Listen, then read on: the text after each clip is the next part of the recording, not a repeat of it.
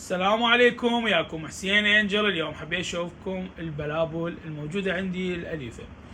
طبعا هاي اكثر شيء موطنها بالعراق يعني، واكو باقي الدول تجي بيها اشكال مختلفة يعني، بالنسبة للسوري، بالنسبة للايراني، كل الدول، حتى الروسي يختلف، الماليزي يختلف، الهنغاري يختلف. طبعا كل دولة بيها بلبل بس يختلف. طبعا بالنسبة هذا البلبل العراقي اللي هو معروف عنه، وموجود اكو بعد كم دولة عربية هم يوصل هذا الطير يعني هاجر يمهم. طبعا هذا تكاثره معروف عنه انه يبدأ من الشهر الرابع لحد تقريبا الشهر الثامن، نهاية الثامن او نص الثامن.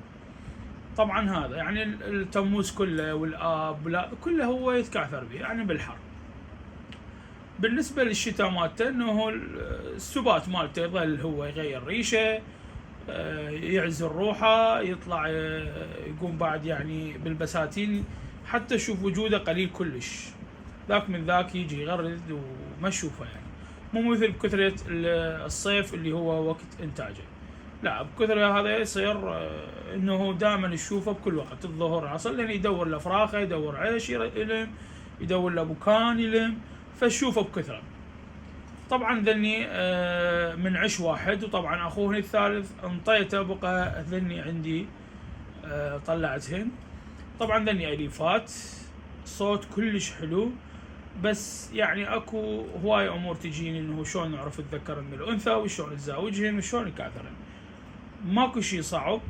طبعا بالنسبه انه شلون تعرف الذكر من الانثى، انه من الصعوبه الا كان انه اليوم شوف انت تتراكب والطيره وتبيض والبيض مالتها يشد، يلا هناك راح نعرف الذكر عن الانثى. اما الفحص يختلف نهائيا، ماكو بالعراق فحص. وحتى هسه هواي ناس جابت هاي الاجهزه وقالوا يابا اكو فحص بالعراق انه نعرف الذكر من الانثى، فهذا جهاز مو صيني مقلد، بس مجرد يعطي الوهم يحصلون به فلوس ويقول للعالم هذا نثيه وهذا فحل. لان هذا الموضوع بس باوروبا، نهائيا ما موجود حتى يعني بدولنا العربيه ماكو. على كل هذا مو موضوعنا، موضوعنا الانتاج البلابل. يعني انت هسه ذني من عش واحد، الاكثر من العش اللي يطلع دائما يطلع فحلين ويطلع نثيه، ومرات يطلع نثيتين وفحلين، سبحان الله. بس انت الاول واحد اللي هو الفقس الاول واحد الكبير، هذا لا محال هذا فحل. الثاني تطلع طيره، الثالث مرات لو يطلع طيره لو يطلع فحل. يعني هاي عن تجربه، يعني عن تجربه اكثر من يعني من مره ومرتين انا مجرب هذا الشيء. فاخذ ببالك يعني دائما انه البيضه الاولى هي ذكر. فاحنا على هذا الموضوع نمشي. فانا بقيت الفحل اللي هو هذا المنانه. طبعا هذا النزل، هذا اللي هو طبعا حتى قلاب ما شاء الله يقلب نفسه، اذا سواها الحركه يقلب نفسه قلاب. بس هنا جبت على التصوير مالتهن حتى شويه خايفات من البكان، اول مره اغير بكان. طبعا صوتهن يخبل كلش. المهم، فهذا الفحل وهاي الانثى. تصرفات احنا كمربين نعرف تصرفات الذكر عن الانثى شلون تختلف الامور.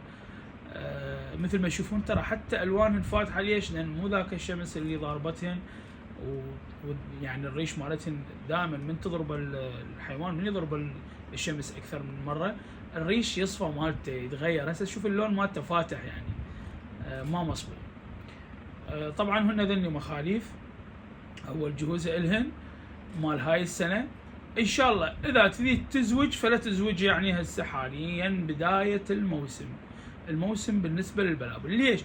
يكون جاهز، ما يصير عندك اي مشاكل، ما يقتل اخته، ولا اذا كنت حتى جايب من غير شيء يعني مو الاخوات ما راح يقتلها. خلاص راح تشوف لان الفحل جاهز. قد ما هو جاهز الطيره راح تكون جاهزه اكثر من عند الكبر، راح تلم العش وهي تطلب الفحل، فما راح تصير اي مشاكل عندك. بس بالنسبه انه لازم تقربهن، هذا التقرب انه لازم تخليهن في خانه، والخانه تكون بها فاصل واحد عن الاخ، وواحد عن الاخ يشوف، باعتبارهم عايشين سويا بمكان واحد للتآلف والألفة. هاي اهم نقطه. لا تبعده من كل هذا الشيء، من تبعده وترجع الزوجه على طيره حتى لو كانت الطيره جاهزه فراح يخلص عليها ويقتلها، لان هذا اصلا مثل شلون توحش يعني. بس شوفوا شلون يرفع راسه يريد يقلب روحه. طبعا هو قلاب، بس ما يسويها هنا. لو بوكانا كان سواها، ما سواها لان بوكانا مستغرب من عنده. على كل، فالتزاوج يكون بالموسم مالته افضل، والاهم انه توفر له دود القبابي العايش، مو هذا الميت البسول، لازم يكون عايش يشعر بالامان الطير حتى يبيض اكثر واسرع، وحتى انه البيض ماله ما راح يكون به مشاكل. يعني الافراخ من تطلع ما تطلع مشاكل بيها، لان ما راح تعتمد على الفواكه والخضروات اللي تقدم لي اياها، او مثلا الباتيه اللي تقدم لي اياها، او مثلا العلف اللي معروف عنه انه تقدم لي اياه راح يستفاد من العدد بقد ما الحشرات يستفاد من العدد، لان هو طير متعود على الحشرات ويحبها ويستفاد من العدد. اذا ما دبرت هذا الشيء، انه بالنسبه للحشرات اللي دود القبابي وشفت شيء صعب، عندك استبدالات. الاستبدال يكون انه دجاج افضل من اللحم تقدم له، دجاج المسلوق تقدم له، خاصة بأيام التكاثر. يعني مو بهاي انه انت عازل الطيرة عن الذكر وتقدم له هذا الشيء، تعطيه هذا بالاسبوع مرة او مرتين، عرفت شلون؟ فما تعطيه يوميا بس، لا، باثناء التكاثر لازم تلود عليه وتعطيه اكثر من مرة. حبيت اسمعكم صوته بس، اصواتهن بس مغير مكانهن على مود التصوير، فصورت لكم اياهن ومدى يقرن، حرامات صوتهم كلش حلو. مثل ما تشوفون هذا العازل شلون مفيد. طبعا واحد يشيت على الاخ بس ما حد يحصل الاخ اي ضربه، لان سبحان الله هذني هسه خل اطبقهن تصير مشاكل كلش قويه. شوفوا انت كل شيء ما بيه، بس تروح وتطلع ترجع تلقى مفلش راسه واحد من عندهن وكاتل، لان الفحل يجهز قبل الطياره والطياره ما جاهزه، فراح تصير عمليه القتل.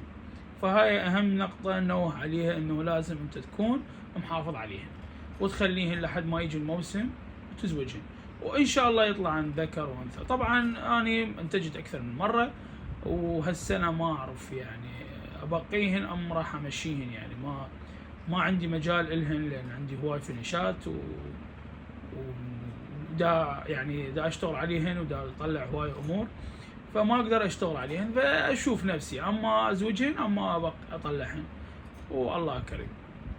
بس حبيت اشوفكم هذا الشيء واشرح لكم على بعض المعلومات اللي تفيدكم. تحياتي، وياكم حسين انجل، مع السلامه.